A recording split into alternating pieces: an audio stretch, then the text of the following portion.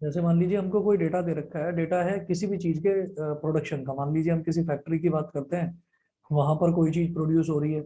या मान लीजिए हम एग्रीकल्चर की बात करते हैं, तो कोई फील्ड है और उस फील्ड में किसी चीज की खेती हो रही है, तो हम अगर उसकी बात करते हैं तो वहां पर क्या चीज प्रोड्यूस हो रही है।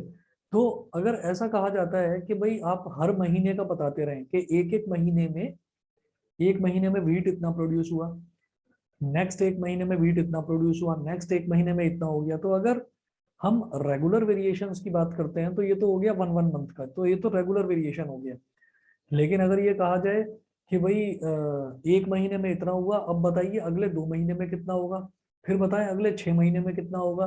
तो ये इरेगुलर वेरिएशंस है कि एक बार में आपने एक मंथ का प्रोडक्शन बताया, फिर आपने 2 मंथ का बताया, फिर आप 6 मंथ्स का बताने लगे। तो टाइम की जो सीरीज है वो अगर इरेगुलर भी है तो उसको रेगुलर बनाकर मैच कैसे करा जाता है, पहले ये सीखना है इस चैप्टर में। ठीक है, तो सबसे पहले आप नोट करें इसमें टाइम सीरीज में a set of statistical observations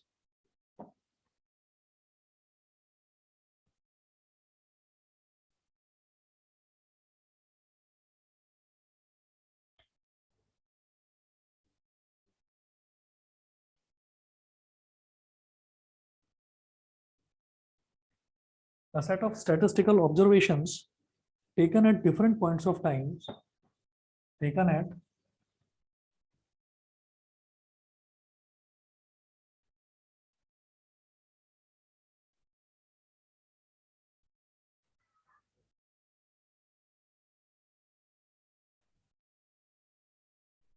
a set of statistical observations taken at different points of time, usually at equal intervals,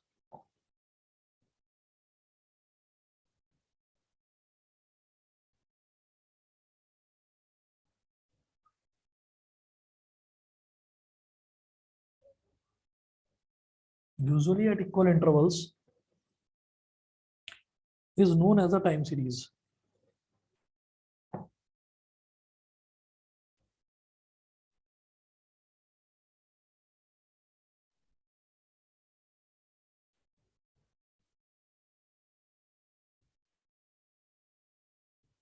Is known as time series. Let us understand it.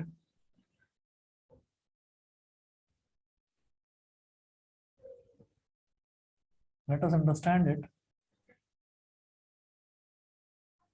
by the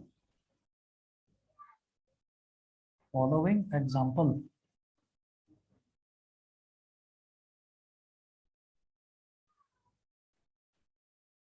By the following example, एक example देखते हैं।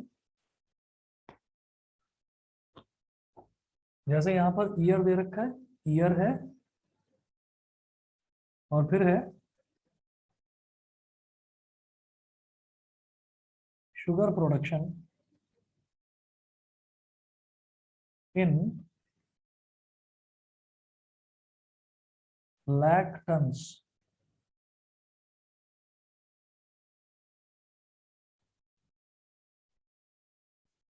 1000 kg का एक ton होता है, तो इन lakh turns sugar production. तो ये दे रखा है 2010,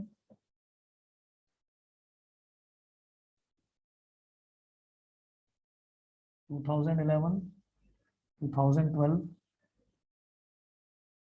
2013, 2014, 15, 16, 17, 2015, 2016, 2017। तो शुगर का प्रोडक्शन कितना कितना है, 54 लाख टन्स, 54, 50, 75, 80,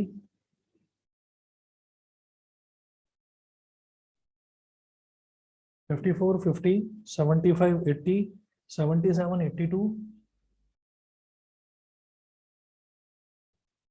77, 82, 85, 84, 85, 84। तो आप ये देखिएगा कि टाइम सीरीज में टाइम सीरीज में ये है कि भाई आपको टाइम के हिसाब से प्रोडक्शन दे रखा है किसी भी चीज का। ठीक, जैसे यहाँ पर शुगर है, शुगर का प्रोडक्शन 2010 में कितना था, 54 लाख टन, 2011 में इतना, 2012 में इतना, 13, 14, 15, 16, 17 ऐसे हो गया। तो ये टाइम सीरीज हो गई जो कि रेगुलरली हम अब तक पढ़ते आए हैं, जिसमें रेगुलर इंटरवल्स होते हैं, जैसे हर एक में एक एक साल का गैप है। 2010, 2011, 12, 13, तो एक एक साल का गैप है इसमें। ठीक है, ये तो इसमें तो कोई प्रॉब्लम होगी नहीं, ये तो समझ गए होंगे। उसके बाद अगला जो टॉपिक है वो नोट करें, secular movements. Secular movements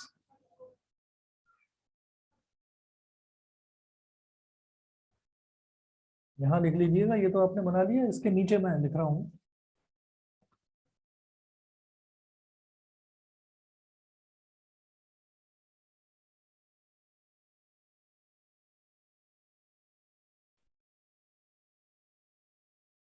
secular movements,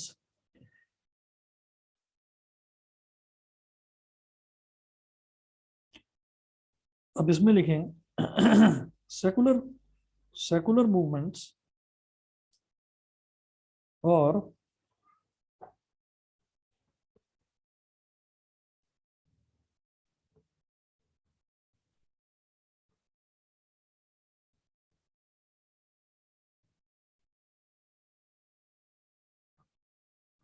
secular movements or trends are considered as long-term movements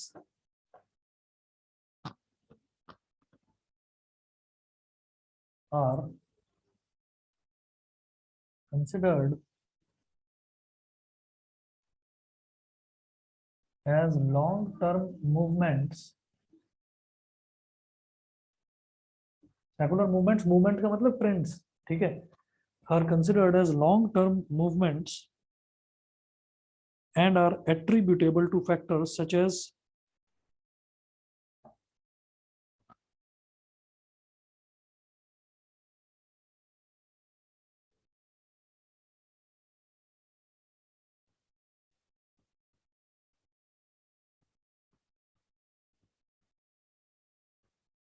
and are attributable to factors such as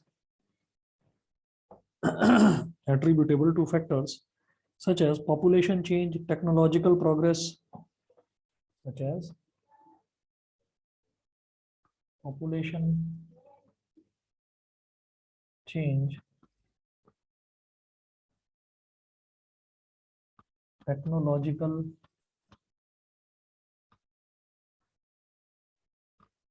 such as population change, technological progress, and large-scale shifts in consumer tastes.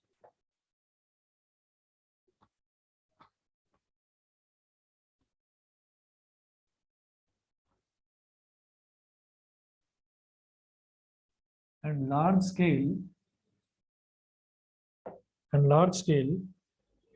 shifts in consumer tastes.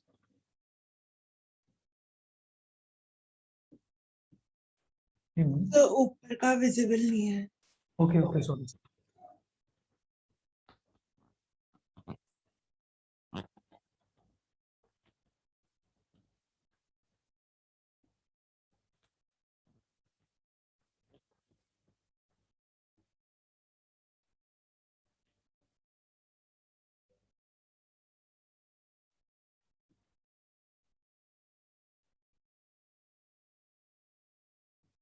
Large-scale shifts in consumer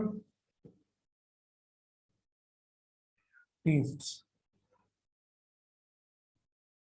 ठीक है, तो ये जो secular movement है, secular movement का मतलब ये है कि जैसे फॉर एग्जांपल हम ये कहते हैं, यहाँ तो हम प्रोडक्शन की बात कर रहे हैं, अगर मान लीजिए कहीं पर हम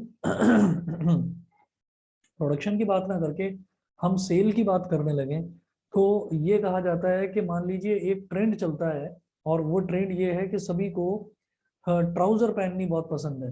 ठीक, तो सब लोग जीन्स नहीं पहनते हैं, फिर ट्राउजर पहननी शुरू कर देते हैं। फिर एक और सेकुलर मूवमेंट होता है, मतलब इसको भी अगेन हम ट्रेंड ही बोलेंगे। तो फिर से एक नया ट्रेंड शुरू होता है कि अब लोगों को वापस जीन्स पहननी बहुत ज्यादा पसंद है। तो क्या होता है कि जब धीरे धीरे लोगों के टेस्ट्स में चेंज होता है, तो उसके हिसाब से क्या होता है कि वेरिएशन देखने को मिलती है। किसमें? सेल में। जो लोग मतलब जो जीन्स अगर कोई बेच रहा है, तो वो ये देखेगा कि अगर लोगों का टेस्ट चेंज हो रहा है और वो ट्राउजर पहनना चाह रहे हैं, तो फिर जीन्स की सेल जो है वो धीरे धीरे डिक्लाइन होगी। उसी तरीके से इन्होंने बोला कि secular movements or trends are considered as long term movements and are attributable to factors such as population change। population change का मतलब ये है कि अगर मान लीजिए कहीं पर मॉर्टेलिटी रेट ज्यादा है और जो बर्थ रेट है वो कम है, तो क्या होगा कि वहां पर मॉर्टेलिटी रेट ज्यादा है और बर्थ रेट कम है, तो इसका मतलब क्या है कि वहां की पॉपुलेशन धीरे धीरे डिक्लाइन कर रही है। ठीक है। अब अगर नए लोग पैदा ही नहीं होंगे और बर्थ रेट कम है, नए लोग पैदा ही नहीं होंगे, और जो पुराने लोग हैं वो धीरे धीरे उनकी डेथ होती चली जाएगी, तो वहां की क्लोथिंग इंडस्ट्री का क्या होगा? कुछ नहीं। भाई नए लोग अगर पैदा होंगे तो उनके लिए, जब वो धीरे धीरे बड़े होंगे, तो जब छोटा होगा तो बच्चे के कपड़े होंगे, जब और बड़ा होगा तो और बड़े बच्चे के कपड़े होंगे, तो कपड़ों की खरीद धीरे धीरे बढ़ती जाएगी। लेकिन अगर बर्थ रेट भी कम है और अगर डेथ रेट भी ज्यादा है, तो इसका मतलब क्या है कि जो डेथ मतलब जिनकी एज बहुत ज्यादा हो चुकी है वो लोग धीरे धीरे मतलब उनकी डेथ होती जा रही है, और नए जो बच्चे हैं वो बहुत कम पैदा हो रहे हैं। तो इसका मतलब क्या है कि वहां पर क्लोथिंग इंडस्ट्री कुल मिलाकर धीरे धीरे खत्म होनी शुरू हो जाएगी। इसी तरह से फूड इंडस्ट्री जो है, फूड इंडस्ट्री में भी उतना ज्यादा ग्रोथ नहीं होगा जितना होना चाहिए किसी भी नॉर्मल कंट्री में। ऐसे ही टेक्नोलॉजिकल प्रोग्रेस ये कहती है कि आज अगर मान लीजिए हम आज सभी लोग जो अपने मोबाइल फोन यूज करते हैं, तो मोबाइल फोन में इंटरनेट चलता है 4G वाला। कुछ समय बाद क्या हो जाए कि वो 4G वाला जो है वो धीरे धीरे खत्म हो जाए और 5G वाला इंटरनेट आ जाए मार्केट में। तो जितने भी लोग हैं वो सब जल्दी से जल्दी ये चाहेंगे कि भाई हम भी 5G वाला इंटरनेट यूज करना चाहते हैं। उसकी लाइव स्ट्रीमिंग बहुत फास्ट होती है, बहुत क्लियर होती है। तो सब लोग ये चाहेंगे कि भाई हम भी बहुत जल्दी से जल्दी 5G पर शिफ्ट हो जाएं। तो 5G पर शिफ्ट होना is just like technological progress. तो उसमें जितने भी 4G वाले मोबाइल फोन्स हैं, वो 4G वाले मोबाइल फोन्स कोई खरीदेगा नहीं। तो जिन भी लोगों के पास हैं, जिन सेलर्स के पास हैं, उन सेलर्स को वो वेरिएशन देखने को मिलेगा। तो ये कहलाते हैं वेरिएशंस। तो उन वेरिएशंस के बेस पर ही हमारा जो ये डेटा है, ये डेटा भी धीरे धीरे चेंज होता जाता है। ठीक है। और वेरिएशन के बेस पर ही हमसे इन्फ्रेंशियल स्टैटिस्टिक्स में इसमें ये पूछा जाता है कि आने वाले ईयर में आप किस तरीके का डेटा जो है वो एक्सपेक्ट करके चल रहे हैं। अगला आप इसमें टॉपिक नोट करेंगे कि यहां पर सीजनल वेरिएशंस होते हैं, साइक्लिक वेरिएशंस होते हैं, इररेगुलर वेरिएशंस होते हैं। और इसके बाद इन सब की ऐसी जरूरत पड़ेगी नहीं। सीजनल वेरिएशन जो है, जैसे आप बुक में देख रहे होंगे, पेज नंबर 23.2 पर आ जाओ फटाफट। मतलब इसका जो सेकंड पेज है उस पर आ जाओ। आ गए? Yes sir. ठीक है। तो इसमें जो मैं आपको बताऊंगा वो सारा नोट करने की जरूरत नहीं है, जो मैं बताऊंगा बस वो अंडरलाइन कर लेना। जैसे सीजनल वेरिएशंस हैं, तो इसमें क्या है, वेरिएशन आपको समझ में आ गया होगा कि जैसे सेल, अभी किसी चीज की सेल बहुत ज्यादा है, धीरे धीरे क्या हो गया, उसकी सेल घटने लगी। अभी किसी चीज की सेल बहुत कम है लेकिन धीरे धीरे उसकी सेल बढ़ने लगी। ठीक है। तो सीजनल वेरिएशंस हैं those periodic movements in business activity which occur regularly every year are known as seasonal variations. These variations can be predicted fairly accurately as they repeat during a period of 12 months. These variations are of periodic nature and their repeating cycles are of relatively short duration. Seasonal variations occur due to change in climate and weather conditions. Customs, traditions and habits also have their impact on seasonal variations. ठीक है। इसमें आपको क्या करना है, बस पहली line underline कर लीजिए। Those periodic movements in business activity which occur regularly every year are known as seasonal variations. ठीक है। इसका एग्जांपल मैं आपको देता हूं कि अगर आप आज मार्केट में जाएं और आज मार्केट में जाकर आप पूछने लगे कि मुझे एसी खरीदना है, तो आपको एसी नहीं मिलेगा। आप जितनी भी इलेक्ट्रॉनिक शॉप्स पर जाएंगे वहां पर आपको सब जगह रूम हीटर, गीजर, ये सब तो मिलेंगे, लेकिन जो एसी है, जो एयर कंडीशनर्स हैं, ये सब उठाकर सब अपने अपने वेयर हाउसेज में पैक करके रख देते हैं कि इनको नेक्स्ट सीजन जब समर आएगी तब समर में एसी की जरूरत पड़ेगी, तो तब ये बेचे जाएंगे। समझ गए मेरी बात? Yes sir. तो ये हो गया सीजनल वेरिएशन। उसके बाद अगला जो है वो है cyclic variations. Cyclic variations are also periodic variations but their repeating cycle is usually more than a year. तो उनकी जो रिपीटिंग साइकिल है वो मोर देन अ ईयर, मतलब वो एक साल से ज्यादा, मतलब ज्यादा लंबे ड्यूरेशन के बाद में वो रिपीट होते हैं। कैसे? देखो, the amplitude and length of these variations are not same in every cycle. Cyclic variations are long-term movements that represent consistently recurring rises and declines in activity.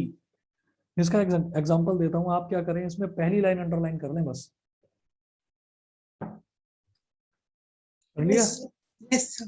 ठीक है, इसका एग्जांपल मैं आपको बताता हूँ। फॉर एग्जांपल, जैसे आप देख रहे हैं कि जो क्रूड ऑयल है उसकी जो कीमत है, उसकी जो कॉस्ट है वो लगातार बढ़ती जा रही है।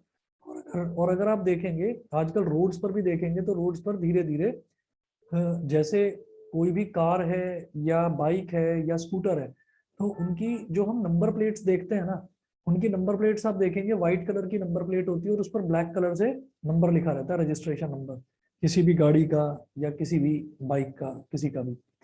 ऐसे ही अगर आप कोई टैक्सी देखेंगे तो टैक्सी में येलो कलर की नंबर प्लेट होती है और उस पर व्हाइट कलर से नंबर लिखा रहता है, सॉरी ब्लैक कलर से नंबर लिखा रहता है। ऐसे ही एक तीसरी कैटेगरी की नंबर प्लेट अब आपको देखने को मिलेगी, और देख भी रहे होंगे लेकिन बहुत कम है वो, लेकिन दिखाई देती हैं रोड्स पर। ऐसी गाड़ियां हैं जिनकी ग्रीन कलर की नंबर प्लेट होती है। तो ग्रीन कलर की नंबर प्लेट का मतलब ये है कि वो सब इलेक्ट्रिक व्हीकल्स हैं। इलेक्ट्रिक स्कूटर्स भी हैं, अब आपको रोड पर खूब देखने को मिलेंगे। इलेक्ट्रिक मोटर बाइक्स भी हैं और इलेक्ट्रिक कार्स भी हैं। तो जिस तरह से ऑयल की जो कॉस्ट है वो धीरे धीरे धीरे धीरे बढ़ती जा रही है, तो इलेक्ट्रिसिटी एक ऑल्टरनेट सोर्स ऑफ फ्यूल की तरह अब निकल के आ रहा है। और आने वाले टाइम में, जैसे साइक्लिक वेरिएशन की हम बात कर रहे हैं, तो आने वाले टाइम में ये लॉन्ग टर्म मूवमेंट है। लॉन्ग टर्म मूवमेंट का मतलब ये है कि धीरे धीरे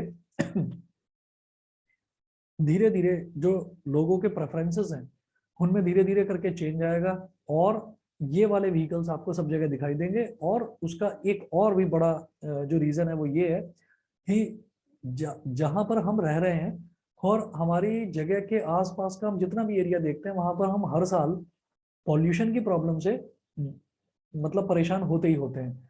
उस पॉल्यूशन में कई बार व्हीकल्स जो हैं वो भी बहुत इंपॉर्टेंट रोल प्ले करते हैं, उनसे जो निकलती हैं गैसेस वो भी नुकसान करती हैं। तो साइक्लिक वेरिएशन जो है, साइक्लिक वेरिएशन एक ऐसा वेरिएशन है जो लॉन्ग टर्म में हमको दिखाई देता है। समझ गए कि नहीं? Yes sir. क्लियर है?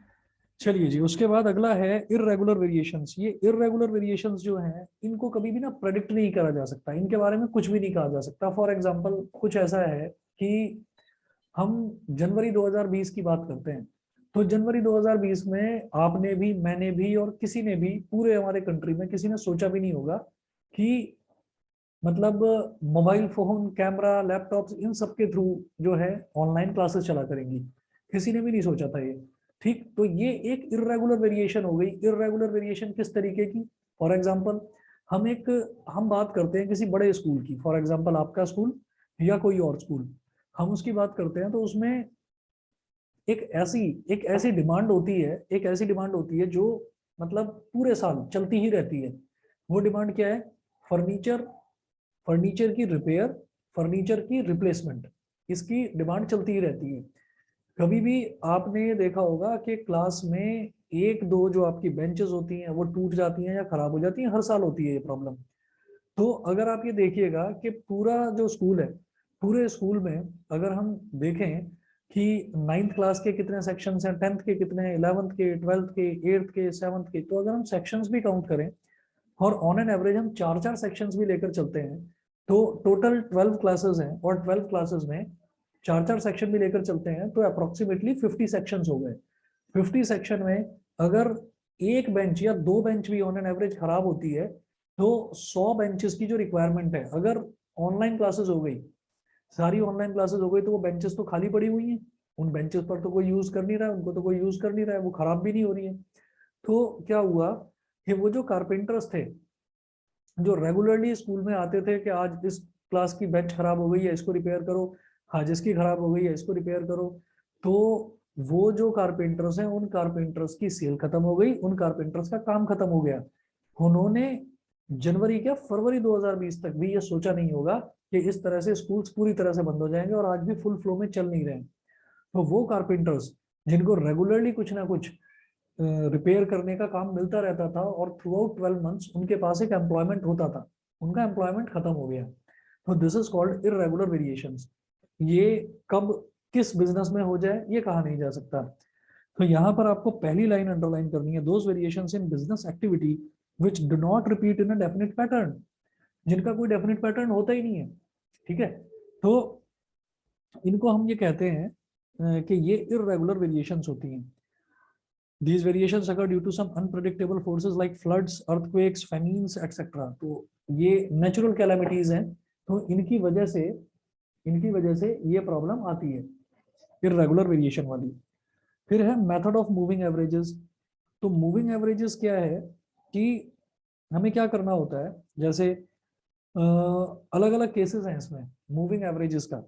For example, in order to determine a trend by the method of moving averages, the average value for a number of years is computed and it is taken as the normal trend value for that year, which lies at the middle of the period covered in the computation of the average. क्या करा जाता है कि जो moving averages होता है वो ये है कि भाई हमने ये सोचा कि पूरे साल में जो बारिश है, या टेम्परेचर की बात करते हैं चलिए, तो हम ये कहते हैं कि क्या शिमला में गर्मी नहीं होती, शिमला में खूब गर्मी होती है और मतलब अच्छी खासी गर्मी होती है, ऐसा नहीं है कि वहां पर गर्मी नहीं होती।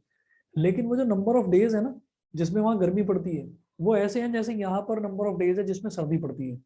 हमारे यहाँ पर सर्दी अगर मतलब कुल मिलाकर अच्छी वाली सर्दी देखी जाए तो वो ज्यादा से ज्यादा 1 महीना, यानी कि साल में 30 डेज की वो सर्दियां होती हैं, उससे ज्यादा की नहीं होती। हल्का फुल्का रहता है वो ठंड, लेकिन ज्यादा जो मतलब बहुत ज्यादा वाली जो ठंड है वो 1 महीना चलती है। तो अब क्या है मेथड ऑफ मूविंग एवरेजेस में क्या है कि ये कह दिया जाता है कि भाई ये जो नॉर्दर्न प्लेन रीजन है इंडिया का, ये तो मतलब यहाँ पर तो गर्मी रहती है। ये कह दिया जाता है कि यहाँ पर तो गर्मी रहती है। वो कैसे कह दिया जाता है, अरे भाई ठंड तो यहाँ भी पड़ती है। तो वो इस वजह से कह देते हैं कि एवरेज निकाला जाता है पूरे साल का। ये देखते हैं कि साल में 365 डेज हैं, 365 डेज में हर एक दिन का टेम्परेचर नोट करा जाता है। ठीक, तो जब हम एवरेज निकालते हैं ना किसी भी चीज का, फॉर एग्जांपल मेरे पास ऐसा है कि मैंने आज 2 बुक पढ़ी या मैंने 2 पेजेस पढ़े बुक के, कल मैंने 8 पेजेस पढ़ दिए, फिर मैंने 10 पेजेस पढ़ दिए, फिर मैंने 12 पेजेस पढ़ दिए, अगले दिन मैंने 1 पेज भी नहीं पढ़ा, फिर मैंने 1 पेज भी नहीं पढ़ा। तो यहाँ से लेकर यहाँ तक का अगर एवरेज देखा जाए तो 4 दिन में मैंने कितने पेजेस पढ़े, 2 + 8 + 10 + 12, तो 2 + 8 10, 10 + 10 20, 20 और 12, 20 और 12 कितना हो गया 32। तो ऑन एन एवरेज क्या आ गया कि ऑन एन एवरेज मैंने हर दिन 8 पेज पढ़े। ठीक है, अब अगर मान लो मैंने 5वें दिन और 6ठे दिन कुछ भी नहीं पढ़ा तो क्या हो जाएगा, 2 + 8 + 10 + 12 + 0 + 0, लेकिन डेज तो बढ़ गए ना, तो 6। तो इसमें क्या होगा, ये हो जाएगा बेटा 32/6। 32/6 क्या हो गया 5.3, 5.3। ठीक है, तो आप देखिए एवरेज किस तरह से डाउन हो रहा है। ठीक है ना, तो ये जो एवरेज निकालने वाली बात होती है, एवरेज इस तरह से निकाला जाता है कि पूरे साल की कुछ वैल्यू दे रखी है और फिर वो कहें कि आप ना एक हफ्ते का एवरेज निकाल कर बताएं, तो हम पहले उसको नंबर ऑफ वीक से डिवाइड करेंगे और नंबर ऑफ वीक्स निकालने के बाद में फिर वीक में एक एक दिन के लिए अलग अलग डिस्ट्रीब्यूट करेंगे डेटा को। ठीक है, तो ये आगे का जो डेटा वाला पोर्शन है ये आपको अगली क्लास में कराता हूँ, अभी के लिए इतना ही कर लीजिए बस। Okay sir. ठीक है, और मेरे को बता देना कल तो रेगुलर क्लास होगी मैथ्स की, यस सर। और तो उसमें तो आपका ये इंटीग्रेशन चल ही रहा है। और फ्लैट की क्लास परसों किस टाइम होगी वो मेरे को टाइम कल या परसों सुबह भी व्हाट्सएप करोगे तो चलेगा। ठीक है, चलिए जी फिर, ओके ओके।